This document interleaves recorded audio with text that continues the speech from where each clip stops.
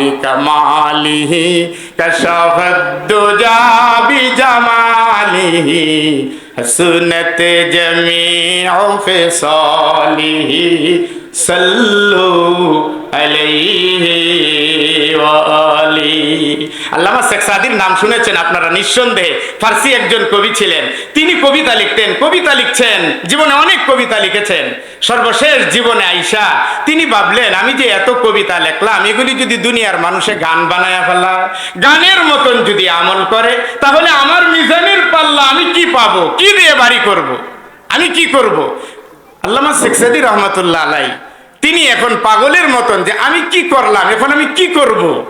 আমার মিজানের পাল্লা তো ভারী হওয়া দরকার। তিনি ভাবলেন, আমি এতদিন যেই কবিতা লিখছি, আজকে আমি সবচেয়ে বড় আল্লাহর প্রিয় মানুষ যিনি, যাকে আল্লাহ ভালোবাসতে বলেছেন, প্যারে নবী জনাবে মুহাম্মদুর রাসূলুল্লাহ, জুড়ে বলেন সাল্লাল্লাহু আলাইহি ওয়াসাল্লাম, সেই নবীজির শানে আমরা কবিতা লিখব। আমি একটা কবিতা লিখব। আচ্ছা, উদ্যোগটা ভালো না মন্দ বলেন তো আপনারা? সবাই বলেন, ভালো না মন্দ? উদ্যোগটা ভালো না মন্দ? অনেক ভালো। এখন শেখ সাদী রহমাতুল্লাহি আলাইহি জীবনে তো অনেক কবিতা লিখছেন, অনেক বই লিখছেন তিনি। এখন আমার নবীর শানে, নবীর প্রেমে কবিতা লিখবেন। বারবার কলম হাতে নেয়, খাতা সামনে নেয়, কিন্তু কি লিখবেন? এটা তো আমাদের একজন নেতা না যে যা ইচ্ছা তাই লিখে দিব। লিখবো শ্রেষ্ঠ একজন মহামানবের শানে। কলম নেই, খাতা নেই, কি লিখবো? রেখে দেয়, ভাবনায় চিন্তায় পড়ে যায়। খুব খেয়াল করে শুনুন।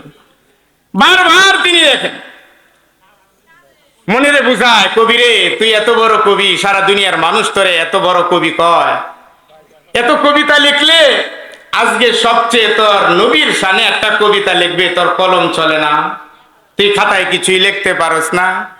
কি যোগ্যতা অর্জন করলে? কি লেখলে তুই? এই লেখা দিয়ে তো তোর কাজ হবে না, দুনিয়ায় হইলেও আখেরাতেও তো হবে না।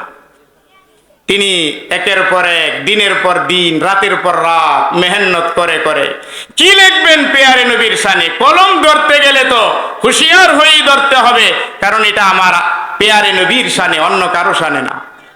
যাই হোক, ধীরে ধীরে তিনি লেখলেন। ওই যে যখন মানুষ আল্লাহমুখী হয়ে যায়, তখন তার দেমাগে আল্লাহর প্রেম এবং ভালোবাসা ডাইলা দেয়। চিৎকার মেরে বলুন আল্লাহু আকবার। আর একটু জোরে আওয়াজ দিয়ে বলুন আল্লাহু আকবার।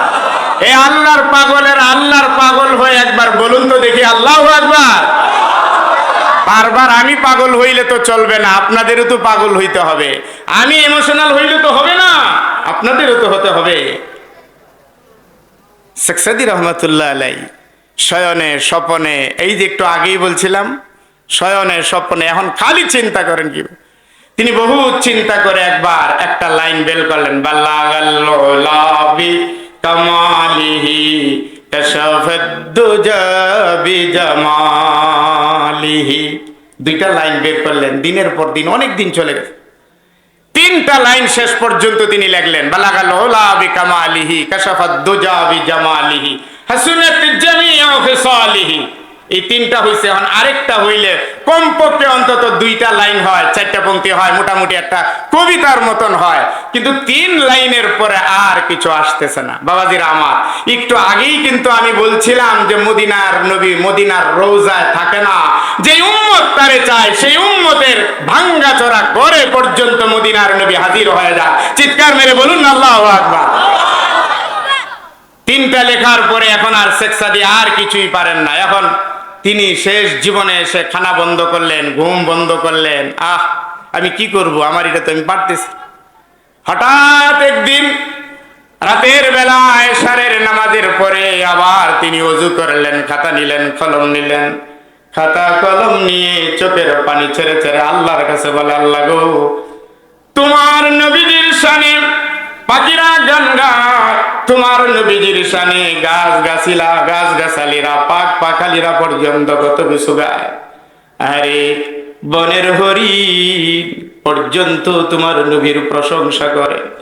আমি মানুষ, তোমার নবীর শানে প্রশংসা করতে যায় আমি শেখ সাদী যে কলম আর খাতা নিয়ে বসলে পরে রাতের পর রাত আমি লিখতে পারি, খাতার পর খাতা আমি লিখে লিখে ভরতে পারি। মাওলা রে, তোমার নবী প্রশংসা তুমি করেছ, দুনিয়ার সবই করেছে, আমিও করতে চাই, আমার একটু করতে দিবা না? শেখ সাদি কান্দে আল্লাহর দরবারে, আল্লাহ তাআলা জেহেন তোমার, যাকাওয়াতি তোমার, তুমি যদি সুযোগ করে দাও তোমার নবীর প্রেমের কবিতাটা লিখে শেষ করতে চাই। বন্ধুরা আমার, ভাইরা আমার, আহাজারি করতে করতে আজকেও তিনি নিদ্রায় পড়ে গেলেন, কান্নাকাটি করতে করতে নিদ্রায় পড়ে গেলেন। নিদ্রায় যখন পড়ে গেলেন, হালকা চোখের ভিতরে ঘুম, তন্দ্রার ভিতরে আল্লাহর নবী মদিনার রোজা থেকে শেখ সাদির বাঙ্গা গড়া হাজির হয়ে গেলে।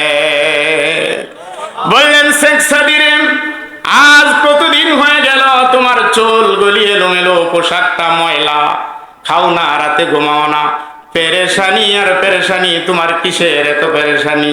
তোমার পেরেশানি দেখে আমি নবী মদিনায় থাকতে পারি নাই, তোমার কাছে চলে এসেছি। পেরেশানির কথা বললে আমি এটার সমাধান দিয়ে যেতে চাই। আল্লাহু আকবার বলেন।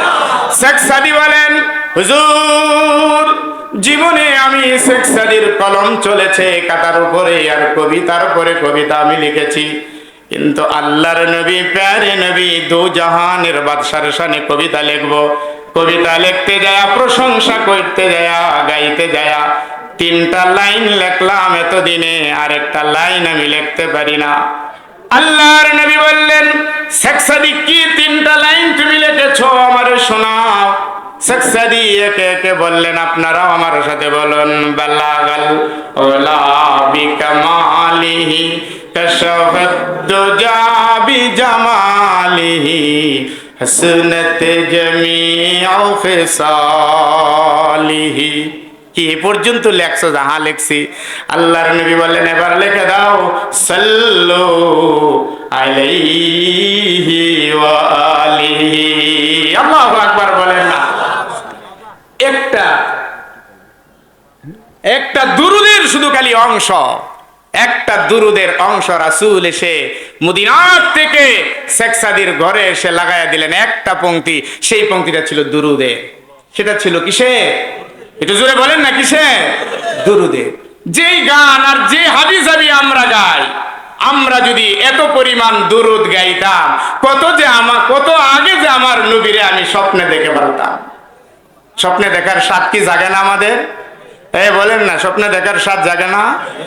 আহারে, স্বপ্নে দেখার স্বাদ। আর নবীরে যদি স্বপ্নে দেখেন, জীবন্ত দেখলে যাই দেখতেন তাই দেখবেন, বিন্দু পরিমাণ কোনো ব্যবধান নাই। আল্লাহু আকবার বলেন। আর একটু জোরে বলেন না, আল্লাহু আকবার। নবীরে দেখে দেখে অনেকে পাগল হইছে। আজগারি মজমায় আমরাও পাগল হইমু। কি পাগল হইবেন নাকি?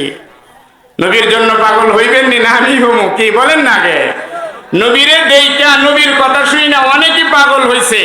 আজকের এই মজমায় আমরাও